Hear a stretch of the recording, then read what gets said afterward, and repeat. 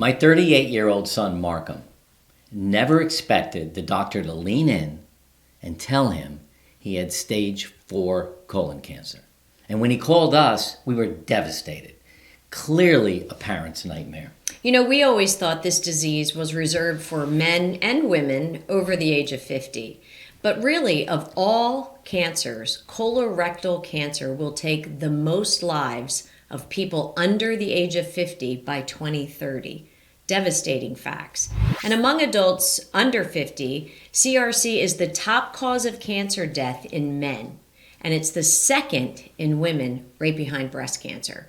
Not a great way to open because the facts are just really terrifying. No, we want you to stick with us today because this is critically important. Because when we look at men and women combined, colorectal cancer, or CRC, is the second most common cause of cancer death.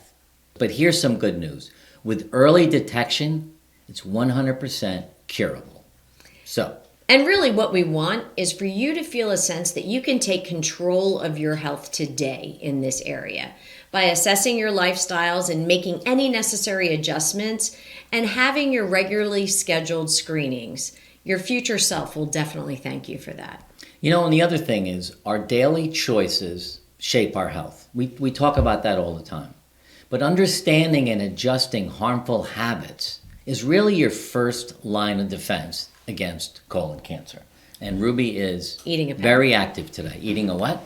Eating a Sharpie. Okay, well, let's not let her do that. Okay, Sharpie's safe. Sharpie's safe. So, you know, we hear people all the time say things like, you know, I'm only 35. I feel great. How could I possibly get colon cancer? And some people, especially women, will say, colon cancer, that's a men's disease. And it really isn't. You know, this past weekend, we were out in Arizona at the Colorectal Classic, which is the men's senior tour golf tournament, put on by, what's the Colorectal. Colorectal, the company. Which is an early detection company. Test, yeah. Do you remember the name of the company? Exact Sciences. Exact Sciences, out in Madison, Wisconsin. And there was a speaker at one of the dinners, maybe a 32-year-old woman who was detected with colon cancer at the age of 21, stage 4. And she's up there on stage telling her story about what happened and how her doctors kept telling her, just because you have blood in your stool, don't worry about it. You're probably stressed out. Don't think about it. But if you have any symptoms at all, and we're going to put in a download to help you with that, you've got to speak to your doctor, and you have to be your advocate. Absolutely. Now, listen, if you're new here, I'm Jody, and this is my husband, Mark. And we don't focus on the financial aspects of retirement, but rather we focus on lifestyle, health, relationships, and so much more. So please hit the subscribe button and the notification button so you get notified when our videos come out, and share this with someone you care about who's on their retirement journey as well. You know, I just touched on the speakers and the people that we met at the Colorectal Classic this past weekend. But who's the newscaster that's very passionate about this? Katie Couric. Katie Couric. Katie Couric there. Lost her first husband to colon cancer. So she's a huge advocate of this disease. And, you know, it's not the old man's disease that we used to hear about, is it? Yeah, and actually World Health Organization is pushing the colon cancer screening, the colonoscopy, lower and lower and lower. And we are big advocates of that as well. Yeah, it used to be 50. Whenever a man reached 50, they had to get their first colonoscopy. Right. Now it's 45. Right. But it really needs to be sooner than that. Yep. So that's a really important fact for us. And actually, the download that we're going to put in the top of the notes below is the Colorectal Cancer Facts and Stats from fightcrc.org, which is a great organization to learn more about colon cancer.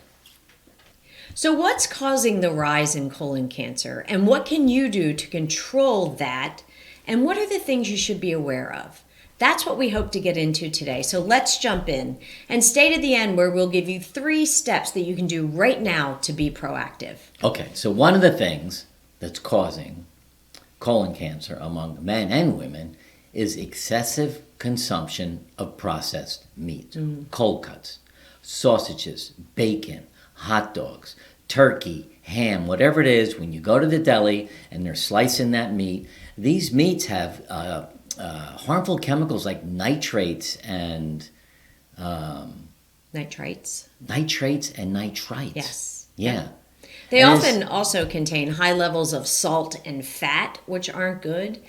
And anything that you cook, which these are these cold cuts are cooked at high temperatures, which can produce carcinogens. Yeah. So we have nearly completely eliminated cold cuts from our diet. We've tried. The only time we'll really get cold cuts if we can go to a deli where they cook their own turkey and we get sliced turkey. But other than that, we cook our own meats and do it. So excessive consumption of processed meats is the first thing you really need to be wary of.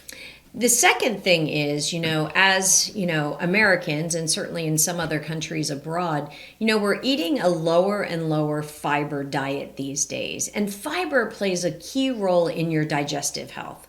A low fiber diet can increase the risk of colon cancer. And we all know we need fiber, because fiber aids in bowel movement, and it aids in gut health, I think. The right? gut microbiome. Yes. Yes. Yeah. And it can be found in fruits and vegetables and whole grains, but instead of grabbing those, we're grabbing packaged and processed foods, and we need to do better in the fiber area. Okay. The third place where you can increase the chances of colon cancer is if you're not physically active. And we talk about physical activity all the time, maybe on every single video. But now it's so tied into colon cancer. When you're leading a sedentary lifestyle, it definitely can contribute to colon cancer. Absolutely. Exercise will help you maintain your healthy weight. It'll boost your immune system, encourage normal bowel movements. I don't know if you guys realize, but when you're working out, your bowel movements seem to be pretty regular. And if you're not, then you get a little backed up here and there. We don't talk about that Well, enough. I talk about that with my girls a lot when they're We having don't chat some about issues. it. We don't talk much about bowel movements, No. that's for sure. And maybe we shouldn't. I don't know. But remember, if you can't do heavy exercise, even light exercise Yeah. can be beneficial. You have to move. You have to get up and move. We talk about it all the time. Okay, and then the fourth thing is alcohol abuse. Heavy alcohol consumption is a known risk for colon cancer. The ethanol in alcohol is recognized as a full carcinogen. We're doing an entire video on alcohol today, and we're not saying you should never drink. We're not. But you need to understand that putting a lot of alcohol in your body, it leads to liver disease, which further increases your risk of cancer. And there's some guidelines for moderate drinking, which we're going to talk about in that video. But the benefits of reducing your alcohol intake or abstaining is going to help reduce your risk for cancer. Absolutely. Now, the other thing that, there's a lot that this affects, and that's smoking. Smoking cigarettes is definitely linked to an increased risk of colon cancer and other cancers. So it has numerous carcinogens in it. It increases inflammation in the body. It can damage your DNA, which leads to cancer. So quitting smoking can definitely reduce cancer risk over time. Now listen, don't forget to stay to the end because we are going to give you 3 steps that you can do right now to be proactive. Okay, so the next big topic that contributes to colon cancer is just the general term obesity. Yep. Being overweight or obese is a significant risk factor to colon cancer. Excess body fat produces inflammation. Higher levels of insulin and insulin-like growth factors can promote tumor growth. And weight management strategies are critical at this stage of life. So having a balanced diet and exercise is really what we're talking about here. And talk to your healthcare provider. If you are overweight, I forget the number. The BMI number? Yeah, I think if you're 30 pounds over your standard weight, you're considered obese. Maybe it's a little bit more than that. But Americans are more obese than any other country. I think that's true. Over obese? Over obese. Mm-hmm. Obese. All right. Red meat consumption. Red meat, high intake of red meat is associated with an increased risk of colon cancer. Now, I know we're going to get a lot of comments on this because we tend to get a lot of comments when we Right. talk about red meat. Remember, we're talking about high intake of red meat, not Right. just... Which we used to do. I don't know if I ever was a high red meat intake person. Well, I interrupted you. So what do you consider high, Well, I 3 mean, nights a if week? you ate, a hamburger every day for lunch and a steak every night for dinner, Okay. I mean, that's pretty high intake, right? But it contains It contains an iron that can promote the formation of carcinogens and compounds. Cooking methods like frying or grilling at high temperatures also creates those carcinogens. And we do like even our vegetables cooked at high temperatures. We do, and we cook a lot. We used to cook a lot out on our grill, and we're really cutting back on that.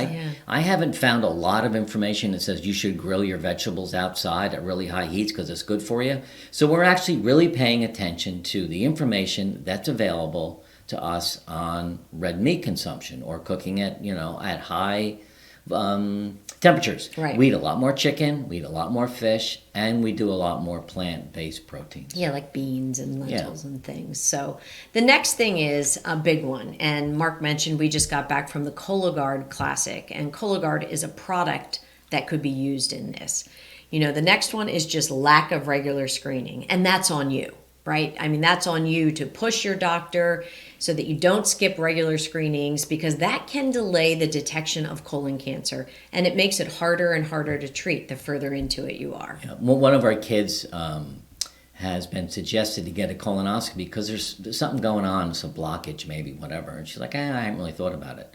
Well, now with Markham, all of our kids, my two other sons, all got screenings, and they're under, what are they, 32 and 34 They're under or something 40, like that, under yeah. 40.